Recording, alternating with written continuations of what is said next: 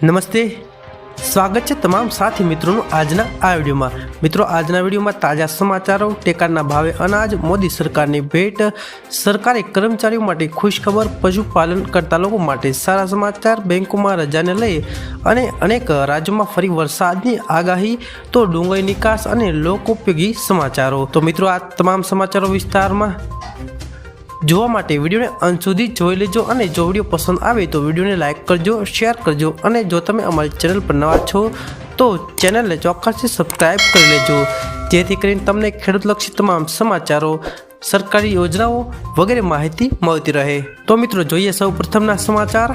ખેડૂતોના હિતમાં ગુજરાત સરકારનો મોટો નિર્ણય। પાણી પુરવઠા મંત્રી કુંવરજી બાવળિયાએ જણાવ્યું હતું કે રાજ્ય સરકાર દ્વારા લઘુત્તમ ટેકાના ભાવે ઉનાળુ બાજરી, મકાઈ, જુવાર વગેરે ખરીદી ગુજરાત રાજ્ય નાગરિક પુરવઠા નિગમ મારફતે ખરીદીની જાહેરાત કરવામાં આવે છે। ઉનાળુ સિઝનની આ ખરીદી આગામી જે તારીખે નક્કી થઈ છે તે પ્રમાણે ખરીદી કરવામાં આવશે। એના સેન્ટરો અને વિગતો કહીએ તો ઘઉં જે ભાવે ખરીદવામાં છે તે પ્રતિ ક્વિન્ટલના 2275 રૂપિયા, બાજરી માટે ક્વિન્ટલના રૂપિયા 2500, જુવાર માટે હાઇબ્રિડના 3180, જુવાર લઘુત્તમ 3225 રૂપિયા, મકાઈ પ્રતિ ક્વિન્ટલે 2090 લઘુત્તમ ટેકાના ભાવ નિયત કરાયા છે।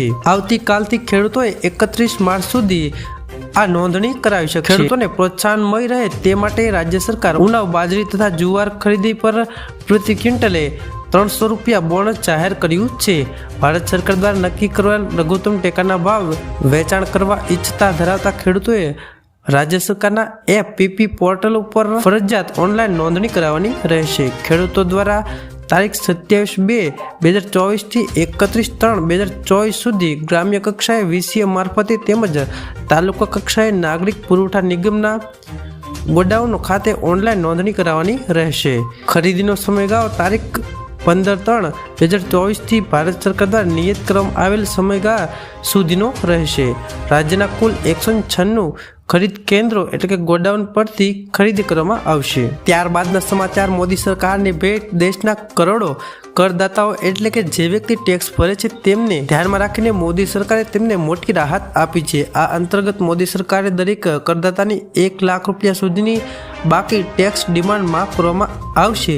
જેવી જ રીતે કરદાતા એમને ટેક્સ ડિમાન્ડમાં રાહત આપવામાં આવી છે તો ખેડૂતોને પણ દેવા માફ થવા જોઈએ કે અન્ય લોકોને રાહત મળે તો ખેડૂતોને આવકવેરા વિભાગ નાના કરની માંગણીઓ પડવા માટે કરદાતા દીઠ 1 લાખ રૂપિયા મર્યાદા નક્કી કરી છે।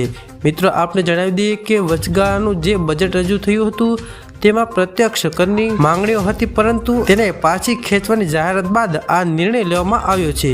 તો આગામી સમય માટે ચૂંટણી આવે છે તો ચૂંટણી ટાણે તમે પણ દેવા માફીની માંગણી કરી શકો છો। ત્યારબાદના સમાચાર। 500 રૂપિયામાં ગેસ સિલિન્ડર। તેલંગાણા રાજ્યના લોકોને ટૂંક સમયમાં ભેટ મળવા જઈ રહી છે। તેલંગાણાના મુખ્યપ્રધાન રેવંત રેડ્ડીએ શુક્રવારે જણાવ્યું હતું કે તેમની સરકાર 27 ફેબ્રુઆરીએ 2 યોજનાઓ શરૂ કરશે, જેમાં 500 રૂપિયામાં એલપીજી સિલિન્ડર અને ગરીબોને 200 યુનિટ સુધીની મફત વીજળી આપવામાં આવશે। કોંગ્રેસના મહાસચિવ પ્રિયંકા ગાંધી પણ આ પ્રસંગે હાજર રહેશે। ત્યારબાદના અગત્યના સમાચાર। સરકારી કર્મચારીઓ માટે સારા સમાચાર આવ્યા છે કે લોકસભા ચૂંટણી પહેલા કેન્દ્ર સરકાર કર્મચારીઓ સારા સમાચાર આપી શકે છે। મીડિયા રિપોર્ટ્સ અનુસાર માર્ચ મહિનામાં સરકારી કર્મચારીના મોંઘવારી ભથ્થા એટલે કે ડીએમાં 4% વધારો થઈ શકે છે। આ નિર્ણય લેવાયો તો મોંઘવારી ભથ્થું વધીને 50% થશે અને પગારમાં ઉછાળો આવશે। છેલ્લે ઓક્ટોબર 2023માં સરકારે કેન્દ્રીય કર્મચારી અને પેન્શનરો માટે ડીએમાં 4% વધારો કર્યો હતો। ત્યારબાદના સમાચાર। ફરી આયુષ્માન કાર્ડ યોજના હોસ્પિટલમાં શરૂ।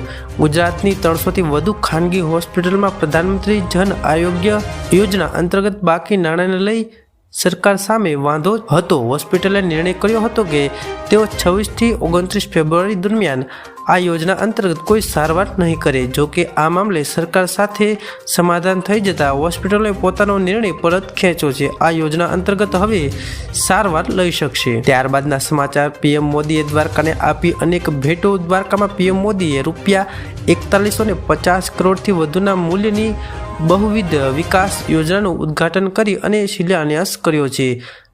સંબોધનમાં તેણે જણાવ્યું હતું કે ગુજરાત વિદેશી પ્રવાસ સ્ત્રીઓની પહેલી પસંદ છે। દ્વારકા, સોમનાથ, પાવાગઢ, મોઢેરા, અંબાજીનો વિકાસ થયો છે. ગુજરાત વિદેશ પ્રવાસીઓની પહેલી પસંદ છે. મોદીના નામ લીધા વગર જ કોંગ્રેસ પર પ્રહાર કરી રહ્યું છે. લાંબા સમય સુધી રાજ કર્યું પરંતુ ઈચ્છા શક્તિ નહોતી. કોંગ્રેસ માત્ર સત્તાનું વિચારી રહી છે તેવું પીએમ મોદીએ જણાવ્યું હતું. ત્યારબાદના સમાચાર. ફરી અનેક રાજ્યોમાં વરસાદની આગાહી. દેશની જનતાને હજુ પણ હવામાનમાંથી રાહત મળી રહે તેવું લાગતું નથી. ભારતીય હવામાન વિભાગના જણાવ્યા અનુસાર ઘણા રાજ્યોમાં વરસાદ, તેજ પવનો, તોફાન અને કરાનું એલર્ટ જારી કર્યું છે.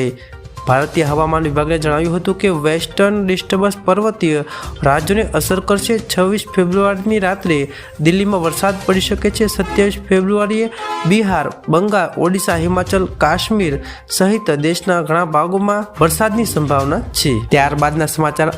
આવતા મહિનામાં 8 દિવસ બેંકો બંધ રહેશે. માર્ચ મહિનામાં શનિ, રવિ તેમજ તહેવારોને કારણે દેશમાં ટોટલ 14 દિવસ બેંકો બંધ રહેશે. માર્ચ મહિનામાં 5 રવિવાર આવે છે. ઉપરાંત બીજા અને ચોથા રવિવારે બેંક બંધ રહેશે. આ સિવાય હોળી, મહાશિવરાત્રી, ગુડ ફ્રાઈડે સહિતના તહેવારો પણ બેંક બંધ રહેશે.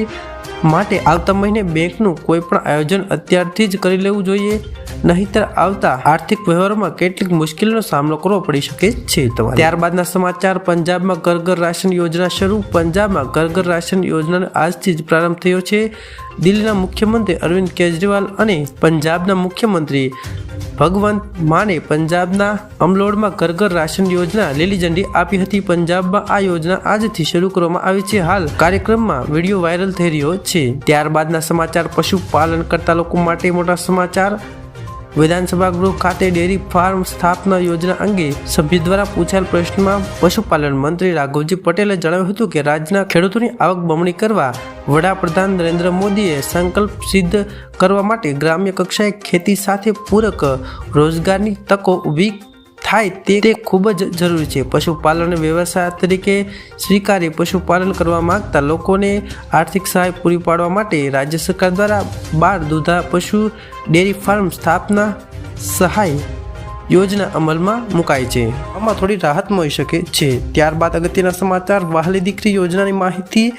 ગુજરાત સરકાર દ્વારા શરૂ કરવામાં આવેલી વહાલી દીકરી યોજના હેઠળ દીકરીના શિક્ષણ માટે તેમજ દીકરી પગભર બની સમાજમાં સન્માનભર પોતાનું સ્થાન બનાવી શકે તે માટે સરકાર દ્વારા આર્થિક સહાય આપવામાં આવી રહી છે. વહાલી દીકરી યોજના ગુજરાત સરકારના મહિલા અને બાળ વિકાસ વિભાગ દ્વારા ચલાવવામાં આવે છે. આ વિભાગ દ્વારા ગુજરાતમાં બાળ અને મહિલા વિકાસ માટે કામગીરી કરવામાં આવી. વધુ માહિતી માટે તાલુકા કક્ષાએ સીડીપીઓના તથા જિલ્લા કક્ષાએ મહિલા અને બાળ અધિકારની આ યોજનામાં પ્રથમ હપ્તાની વાત કરીએ તો પ્રથમ હપ્તામાં 4,000 રૂપિયા, બીજો હપ્તો 6,000 રૂપિયા અને ત્રીજો હપ્તો 1 લાખ રૂપિયા આપવામાં આવે છે. એમ ટોટલ મળીને 1,10,000 રૂપિયા આપવામાં આવે છે. ત્યારબાદના સમાચાર. ફરી આંદોલનના એંધાણ. પડતર માંગને લઈ રાજ્યમાં કર્મચારીઓ ફરી એકવાર ગાંધીનગર ખાતે ભેગા થયા હતા. જોકે સરકારે કર્મચારીના આંદોલનને ચૂંટણીલક્ષી ગણાવીને નકારી કાઢ્યું છે, પરંતુ કર્મચારીઓ પોતાની માંગ જેવી કે